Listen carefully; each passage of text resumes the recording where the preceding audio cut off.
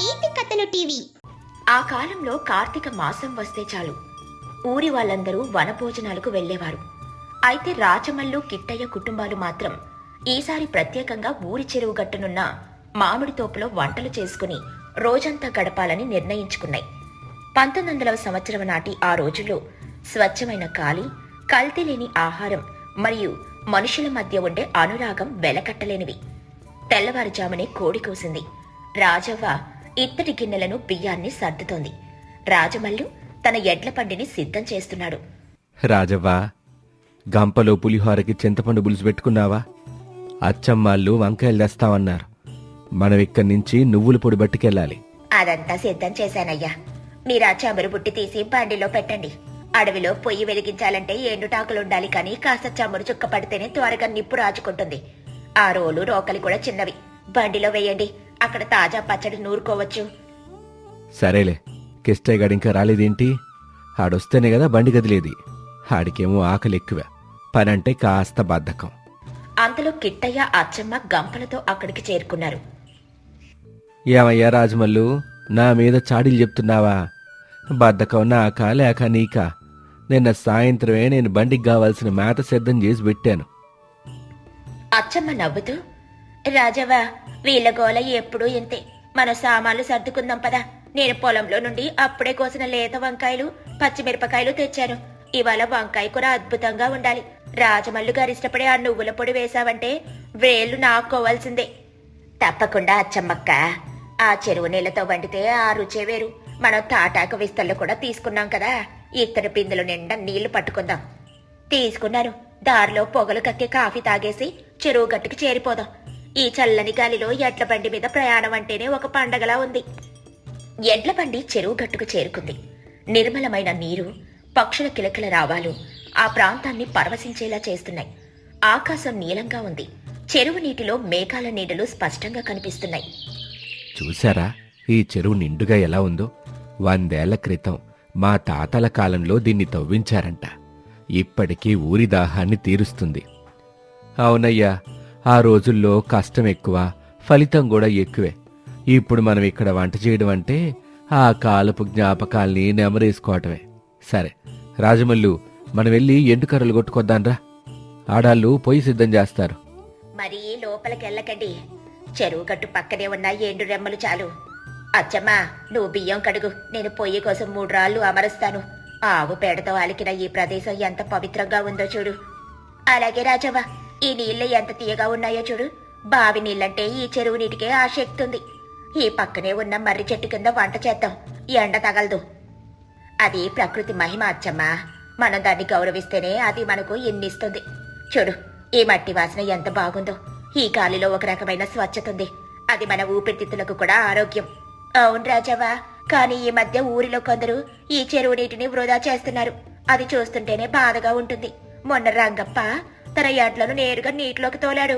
ఒడ్డున కడిగితే సరిపోదా? అందుకే ఇవాళ మనం ఇక్కడికి వచ్చింది.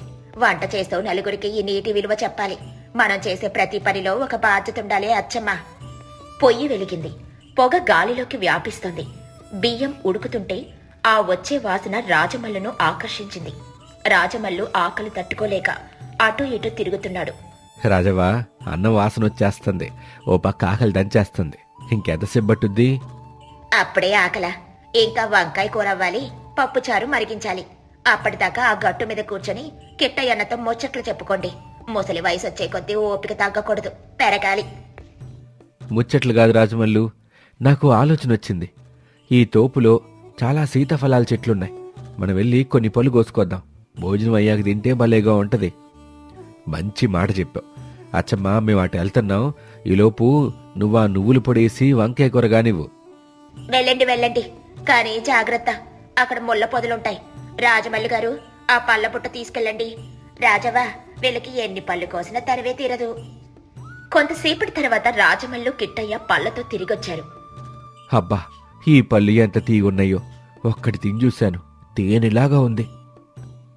రాజవ్వ నవ్వుతూ, వంట కాకముందే మొదలు పెట్టారా? సరే సరే, వంకాయ కూడా సిద్ధమైంది. ఇప్పుడు పప్పు చారు పెడుతున్నాను. రాజమల్లి గారు, ఆ పోపు డబ్బా ఇటివ్వండి. ఆవాలు చిటపటలాడాలి. ఇదిగో రాజవ్వ, అసలు ఆవాలు జీలకర్ర వేయగానే వచ్చే ఆ శబ్దం వింటేనే సగం కడుపు నిండిపోతుందనుకో.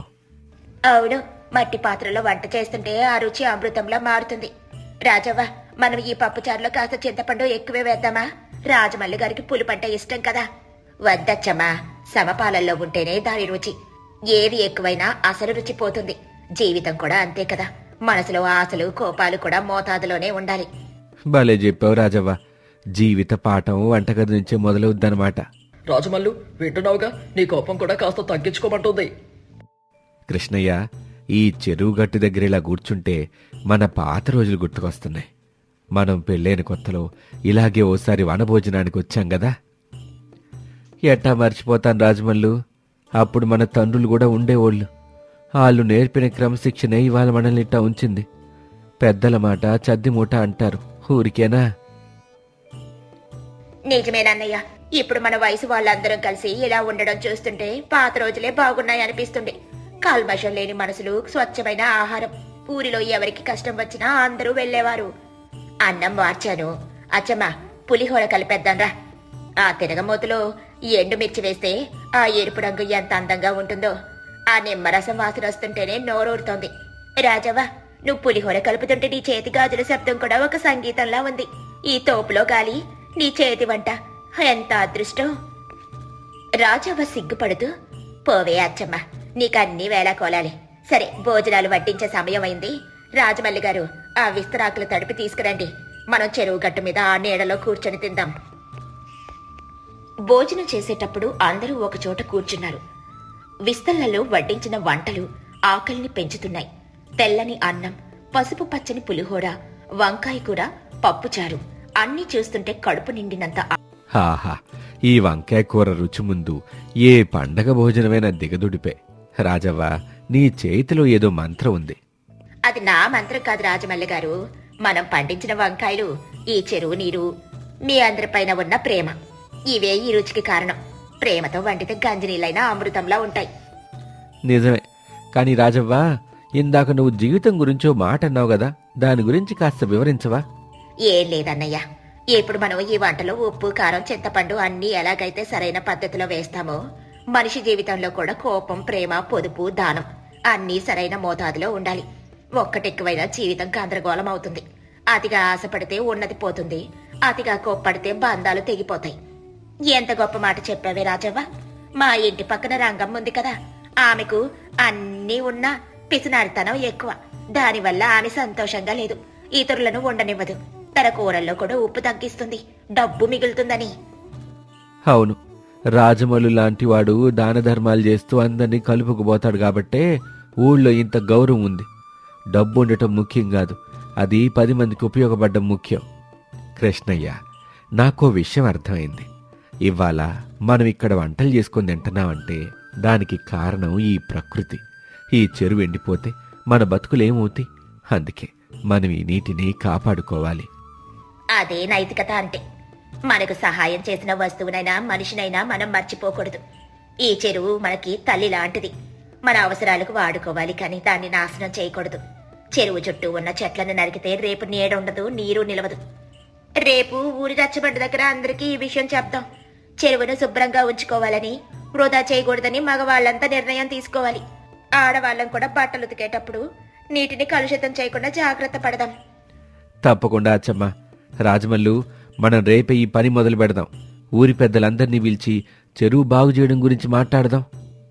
మనకంటే పెద్దవారు కూడా ఉన్నారు, వారి సలహాలు తీసుకుందాం. అవును కిట్టయ్య, మనం చేసే ఈ పని వల్ల మన తర్వాత తరానికి ఒక మంచి వాతావరణం ఇచ్చిన వాళ్ళం అవుతాం. అది మనం చేసే అతిపెద్ద ధర్మం. భోజనాలు ముగిశాయి. సీతాఫలాలు కూడా తృప్తిగా తిన్నారు. సామాన్లన్నీ కడిగి మళ్లీ బండిలో జాగ్రత్తగా సర్దారు. సూర్యుడు పడమరకు వాలుతున్నాడు. ఆకాశం నారింజ రంగులోకి మారుతుంది. రాజవ్వ, సామాన్లన్నీ సర్దావా? ఏది వదిలేయలేదు కదా? ఆ చింతపండు డబ్బా పట్టుకున్నావా? అన్నీ సర్దాను, కాని ఒక్కటి మాత్రం ఇక్కడే వదిలేస్తున్నాను. మర్చిపోయి కాదు, కావాలనే వదిలేస్తున్నాను. ఏంటిది రాజవ్వ? ఏదైనా గిన్నె మర్చిపోయావా? లేక ఆ రోలు ఇక్కడే ఉంచేద్దామా? లేదండయ్యా, మన మనసులోని కల్మషాన్ని, ఇన్నాళ్ళు అలసటను ఇక్కడే వదిలేసి ప్రకృతి ఇచ్చిన కొత్త ఉత్సాహాన్ని, స్వచ్ఛమైన ఆలోచనలను ఇంటికి తీసుకెళ్తున్నాను. మనిషికి అప్పుడప్పుడు ఇలాంటి వాతావరణం కావాలి. భలే చెప్పావే రాజవ్వ. ఇవాళ నిజంగా ఒక మంచి రోజు.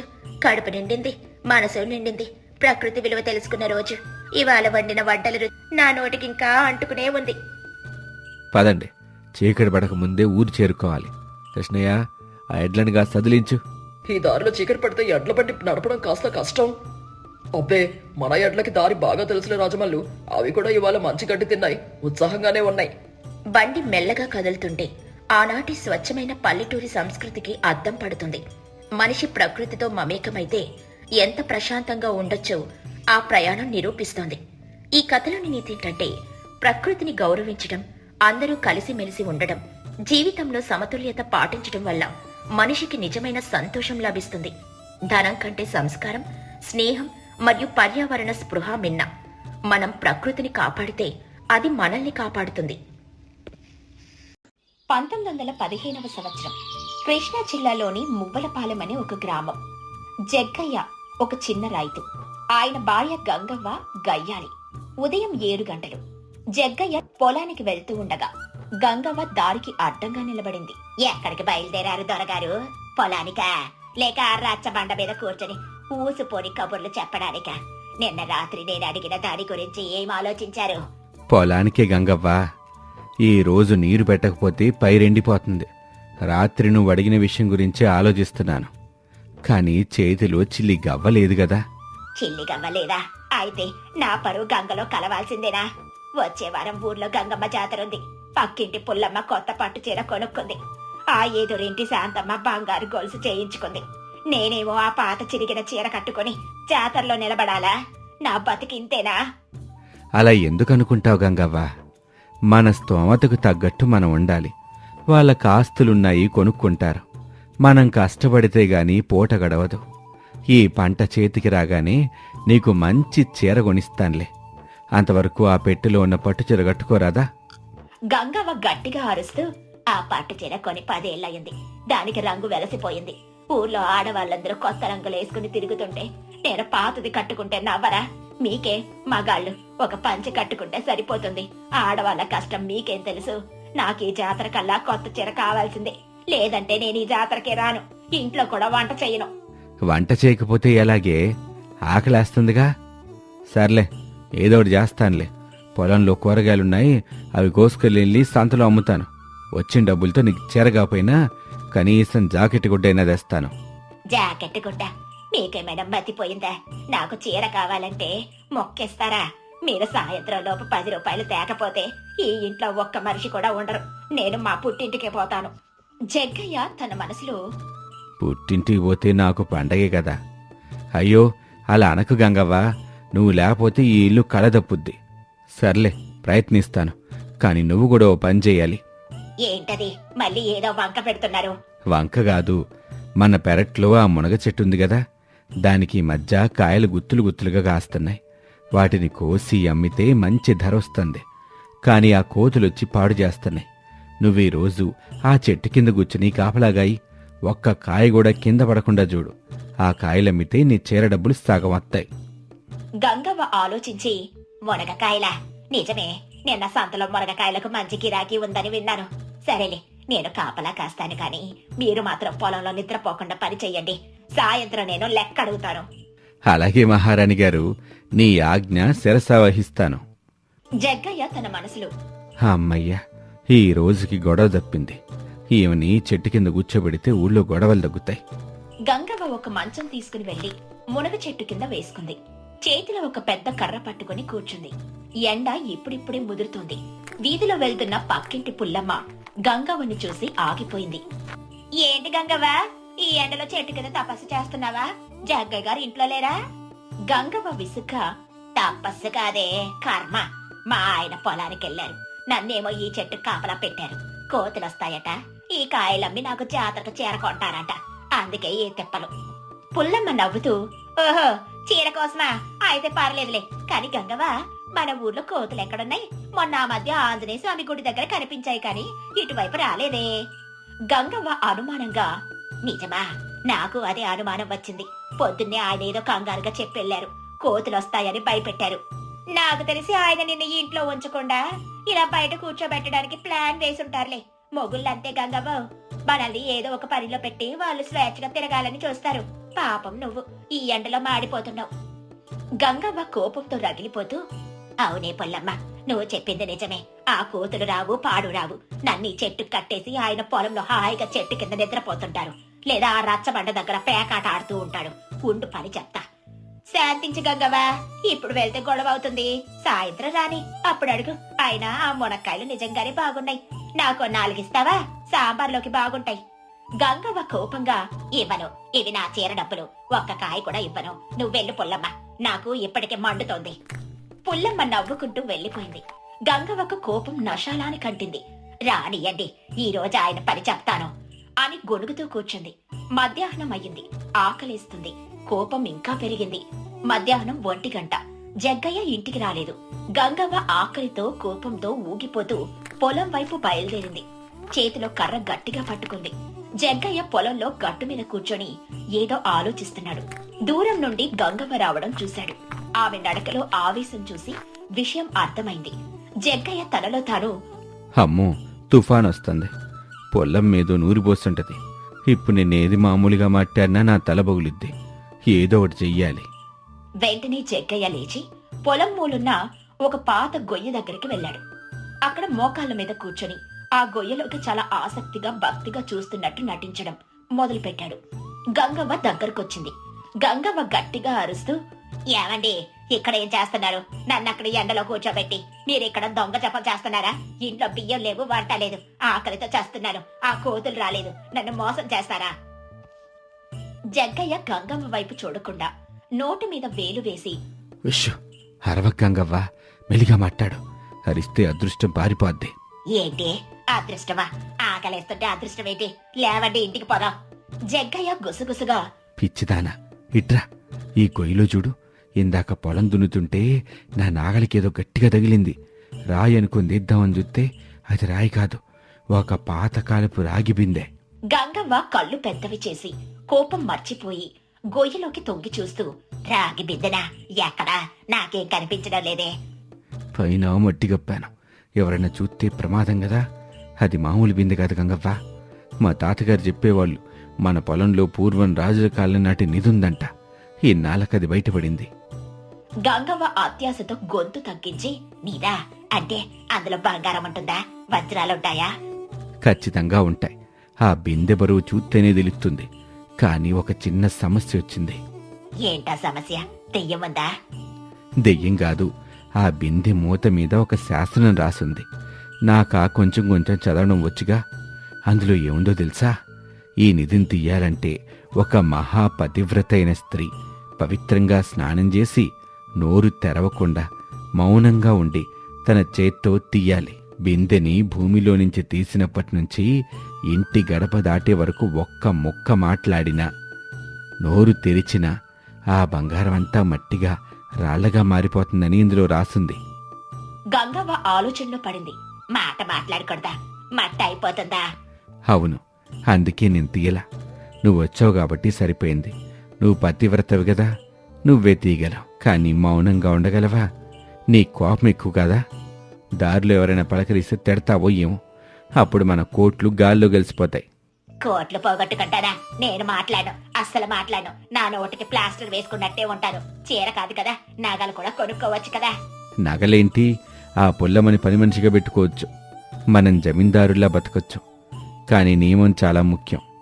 ఇప్పుడు నువ్వు ఇంటికి వెళ్ళి తలస్నానం చేసి మడి బట్టలు కట్టుకుందా. అప్పుడే ఈ బిందెని తీద్దుగాని. కాని గుర్తుంచుకో, ఇంటి నుండి బయలుదేరినప్పటి నుంచి మళ్లీ బిందెలతో ఇంటికి వెళ్లే వరకు నోరు విప్పకూడదు, సరేనా? గంగవ్వ తల వేగంగా ఊపింది. ఆమె ముఖంలో ఇందాకున్న కోపం పోయి అత్యాశ, సంతోషం కనిపించాయి. సర్లే, త్వరగా వెళ్ళు. ఎవరికీ అనుమానం రాకుండారా. గంగవ్వ పరిగెత్తుకుంటూ ఇంటికెళ్ళింది. జగ్గయ్య హాయిగా ఊపిరి పీల్చుకున్నాడు. అమ్మాయ, కనీసం 3 గంటలు ప్రశాంతత దొరికింది. ఇప్పుడు అసలు పని చెయ్యాలి అనుకుని గొయ్యలో ఉన్న మట్టిని తీసి ఒక పాత మట్టి కుండను తీసుకున్నాడు. అందులో పొలంలో ఉన్న గులకరాళ్లు, మట్టి గడ్డలు నింపాడు. పైన మూత పెట్టి దానికి మట్టి పూసి గొయ్యలో పాత పెట్టాడు. పైన కొంచెం మట్టి చల్లాడు. గంగవ్వ ఇంటికెళ్లి గబగబా స్నానం చేసింది. ఉన్న వాటిలో మంచి చీర కట్టుకుంది. పసుపు కుంకుమ పెట్టుకుంది. నోరు తెరవకుండా జాగ్రత్త పడింది. మళ్లీ పొలానికి బయలుదేరింది. దారిలో రచ్చబండ దగ్గర కూర్చున్న నలుగురు ఆమెని చూశారు. ఏంటి గంగవ్వ, ఈరోజు చాలా కలగా ఉన్నావు? ఎక్కడికి? జాతర ఇంకా రాలేదు కదా? తల ఎత్తకుండా నడిచింది. ఏమే చెవిటిదానివా? పిలుస్తుంటే పలకవేంటి? జగ్గి గారితో గొడవపడ్డావా? మీ నోర్లు మండ, నా బంగారం నా ఇంటికి రాని, అప్పుడు చెప్తా మీ సంగతి. కాని పైకి మాత్రం నోరు మెదపలేదు. వేగంగా నడిచింది. పుల్లమ్మ ఇంటి బయట నిలబడి, ఏమే గంగవ్వ, మళ్ళీ పొలానికేనా? ఈసారి ఏమిటి సంగతి? చేతిలో సంచింది. గంగవ్వ పుల్లమ్మని చూడగానే ఇంకా కోపం వచ్చింది. కాని బంగారం గుర్తొచ్చి కళ్ళతోనే పోవే అని సైగ చేసి వెళ్లిపోయింది. పుల్లమ్మ ఆశ్చర్యంగా, ఇదేంటి, తిరిగి పిచ్చి పట్టిందా? ఒక్క మాట కూడా మాట్లాడడం లేదే, ఏదో మాయారోగం వచ్చినట్టుంది. గంగవ్వ పొలానికి చేరుకుంది. జగ్గయ్య ఆమెను చూసి నవ్వాపుకుని గంభీరంగా నటించాడు. వచ్చావా గంగవ్వ? చాలా పద్ధతిగా ఉన్నావు, లక్ష్మీదేవిలాగున్నావు. సర్లే, ఇప్పుడు గొయ్యి దగ్గరికి వెళ్ళు. నియమం గుర్తుందిగా, నోరిప్పకూడదు. గంగవ్వ తల ఊపి గొయ్యి దగ్గరికెళ్ళింది. మోకాళ్ళ మీద కూర్చొని మట్టిని చేతులతో తీసింది. ఆమె గుండె దడదడలాడింది. నా బంగారం అనుకుంటూ కుండను పైకి లేపింది. అది రాళ్లతో నింపి ఉంది కాబట్టి చాలా బరువుగా ఉంది. జాగ్రత్త గంగవ్వ, కింద పడేయబాకు. అది చాలా బరువుగా ఉంది కదా, అంటే అందులో చాలా బంగారం ఉందన్నమాట. బహుశా పూర్వీకులు బంగారు విగ్రహాలు పెట్టుంటారు. దాన్ని నెత్తి మీద పెట్టుకుని జాగ్రత్తగా ఇంటికి తీసుకెళ్ళు. నేను వెనకాలే వస్తాను. కాని గుర్తుపెట్టుకో, ఇంటి గడప దాటి లోపల పెట్టేదాకా నోరు విప్పకూడదు, మూత తెరవకూడదు. సంతోషంతో తల ఊపి ఆ బరువు కుండను కష్టపడి నెత్తి మీద పెట్టుకుంది. మెడ నరాలు జివ్వుమంటున్నాయి. అయినా కోట్లు విలువ చేసే బరువు కదా, అందుకే ఓర్చుకుంది. పద, నేను వస్తున్నా. ఇద్దరూ ఊరి దారి పట్టారు. గంగవ్వ ముందు, జగ్గయ్య వెనక. దారిలో మళ్లీ జనం ఎదురయ్యారు. గంగవ్వ నెత్తి మీద మట్టి కుండ. ఆమె మౌనం చూసి అందరూ వింతగా చూస్తున్నారు. సుబ్బయ్య దుకాణదారుడు. జగ్గయ్య గారు, ఏంటి మీ ఆవిడ నెత్తిమీదకుండా? మంచినీళ్ళ కోసమా? బావి అటువైపు ఉంది కదా. అది మంచినీళ్ళకి కాదు సుబ్బయ్య, అదొక మొక్కుబడి. గంగమ్మ జాతర కోసం మౌనవ్రతం చేస్తుంది. ఆ కుండలో పవిత్రమైన మట్టుంది. ఇంటికి తీసుకువెళ్ళి పూజలు చేస్తాం. ఓహో, గంగవ్వకు అంత భక్తా? ఎప్పుడు అందరినీ తిట్టడమే అనుకున్నాను. మంచి మార్పొచ్చింది. గంగవ్వకు తీరి మొహం మండ, మట్టంటాడేంటి, బంగారం అని తెలిస్తే చచ్చేవాడు అని కోపం వచ్చింది. కాని జగ్గయ్య కవర్ చేసినందుకు సంతోషించింది. వేగంగా నడిచింది. ఎలాగోలా ఇంటికి చేరారు. గంగవ్వ ఆయాసపడుతూ లోపలికెళ్ళింది. జగ్గయ్య తలుపులు వేశాడు. గంగవ్వ కుండను తవ్వీమని కిందకు దించింది. ఇప్పుడు ఆమె మాట్లాడొచ్చు. కాని ఆతృతతో ముందు కుండ మూత తీయడానికి ప్రయత్నించింది. గంగవ్వ మూత తీస్తూ, ఏవండి, తలుపులు గట్టిగా వేయండి, ఎవరో చూడకూడదు. ఆహా, నా కష్టానికి ఫలితం దక్కింది. ఇక ఆ పుల్లమ్మ నా ఇంటి ముందు పని మంచిగా చేరాల్సిందే. నాకు పట్టు చీరలు, గాజులు. అబ్బా! మూత తీసింది. లోపల చూసింది. ఆమె కళ్ళు గిర్రునా తిరిగాయి. అందులో కేవలం నల్లటి మట్టి గులకరాళ్ళు ఉన్నాయి. బంగారం లేదు, వజ్రాలు లేవు. గంగవ్వ గుండె ఆగిపోయినంత పనైంది. కొన్ని క్షణాలు మౌనంగా ఉండిపోయింది. తరువాత అగ్నిపర్వతం బద్దలైనట్టు అరిచింది. ఏంటిదే, రాళ్ళా, మట్ట, నా బంగారమేది, నా వజ్రాలేవి? నన్ను మోసం చేస్తారా? పతివ్రత అని చెప్పి మౌనంగా ఉండమని చెప్పి నాతో రాళ్లు మోయిస్తారా? నా మెడ విరిగిపోతుంది. శాంతించు గంగవ్వ, శాంతించు. శాంతించాలా? నన్ను ఊరందరి ముందు పిచ్చిదానిని చేశారు. మట్టిని బంగారం అని చెప్పి మోయించారు. మీకసలు పాపం పుణ్యం లేదా? నేను పుట్టింటికి పోతాను, ఇప్పుడే పోతాను. జగ్గయ్య గంభీరంగా. ఆగు గంగవ్వ, కోపం తగ్గించుకొని ఒక క్షణం పాటు ఆలోచించు. ఆ కొండలో రాళ్లున్నాయని నాకు తెలుసు. నేనే పెట్టాను. మీరే పెట్టారా? ఎందుకు? కాదు, నిన్ను మార్చుకోవడానికి. ఈరోజు ఉదయం నుండి జరిగింది ఆలోచించు. నేను నిన్ను మౌనంగా ఉండమన్నాను. నువ్వు 2 గంటల సేపు ఒక్క మాట కూడా మాట్లాడలేదు. దారిలో పొల్లమ్మ, సుబ్బయ్య అందరూ నిన్ను పలకరించినా నువ్వు గొడవపడలేదు. నీ మనసులో ఆశ ఉండటం వల్ల నువ్వు ప్రశాంతంగా ఉన్నావు. అయితే ఏంటి? నా ఆశ అడియాసలు చేశారు కదా. ఆశ పోతే కానీ ఈ 2 గంటల్లో నాకెంత నెమ్మది దొరికిందో తెలుసా? నువ్వు గొడవ పెట్టకుండా మౌనంగా ఉంటే నేను పొలంలో ఎంత పని చేశానో తెలుసా? ఇదిగో చూడు. జేబులో నుండి 10 రూపాయల నోటు తీసి చూపించాడు. గంగవ్వ ఆశ్చర్యంగా, 10 రూపాయలా? ఎక్కడవి? నువ్వు మౌనంగా కొండ మోసుకొని వస్తుంటే నేను వెనకాలొస్తూ దారిలో సుబ్బయ్య కొట్లో మన పొలం కూరగాయల ఆర్డర్ గురించి మాట్లాడాను. నువ్వు గొడవ చేయలేదు కాబట్టి నాకు బుర్ర బాగా పనిచేసింది. రేపొద్దున్నే సరుకులు పంపిస్తానని అడ్వాన్స్ తీసుకున్నాను. ఈ 10 రూపాయలు నీ కొత్త చీర కోసమే. గంగవ్వ డబ్బులు చూడగానే కోపం కొంచెం తగ్గింది. నిజంగానా? చీర కొంటారా? కొంటాను, కానీ ఒక్క షరతు. ఈ రోజు నువ్వు ఎలాగైతే మౌనంగా ఓర్పుగా ఉన్నావో ఎప్పుడూ అట్టాగే ఉండాలి. ఆ కొండలో రాళ్ళు నీకు బరువుగా అనిపించుండొచ్చు, కానీ నా మనసు బరువుని దించేశాయి. అనవసరమైన గొడవలు అరుపులు మానేస్తే మన ఇల్లు బంగారం కాకపోయినా ప్రశాంతంగా ఉంటుంది. ప్రశాంతతే నిజమైన బంగారం గంగవ్వ. గంగవ్వ ఆలోచనలో పడింది. అంటే నేను గట్టిగా అరిస్తే మీకంత బాధగా ఉంటుందా? బాధ కాదు, నరకం. నువ్వు మౌనంగా ఉంటే ఎంత అందంగా ఉన్నావో తెలుసా? ఊళ్ళో వాళ్ళు కూడా గంగవ్వ మారిపోయింది, చాలా మంచిగైంది అనుకుంటారు. గంగవ్వ సిగ్గుపడుతూ, నిజమేనండి, ఇందాక సుబ్బయ్య గారు కూడా నన్ను మెచ్చుకున్నారు. నేను అనవసరంగా నోరు పారేసుకుంటాను, కానీ మీరు చేసిన పనికి నాకు చాలా కోపం వచ్చింది. నాతో రాళ్లు మోయించారు కదా. ఆ రాళ్ళు నీ కోపానికి మందు. బరువు మోస్తే గాని బుర్ర దారికి రాదు. సరేలే, ఆ 10 రూపాయలు తీసుకో. రేపెళ్ళి మంచి చీర కొనుక్కో. ఇంకెప్పుడు నన్ను వేధించుకో. గంగవ్వ డబ్బులు తీసుకుని నవ్వుతూ, సరేలేండి, మీ తెలివికి జోహార్లు. నన్ను ఆ పుల్లమ్మను అందర్నీ బోల్తా కొట్టించారు. ఇక మీదట నేను గొడవలు తగ్గించుకుంటాను. నేనెళ్ళి అన్నం వండుతాను. జగ్గయ్య సంతోషంగా, అమ్మయ్య, నా భార్య దారిలోకొచ్చింది. గంగవ్వ వంటింట్లోకి వెళ్ళింది. జగ్గయ్య గడప మీద కూర్చొని చల్లగాలి పీల్చుకున్నాడు. అతని ముఖంలో ఒక యుద్ధం గెలిచిన తృప్తుంది. ఈ కథలోని నీతి ఏంటంటే, సమస్యను కోపంతో కాకుండా యుక్తితో పరిష్కరించుకోవాలి. అనవసరమైన మాటలు గొడవలు మానేసి ఎవరి పని వారు చేసుకుంటే ఇల్లు ప్రశాంతంగా ఆనందంగా ఉంటుంది. మౌనం కూడా ఒక బలమే, అది మనశ్శాంతినిస్తుంది.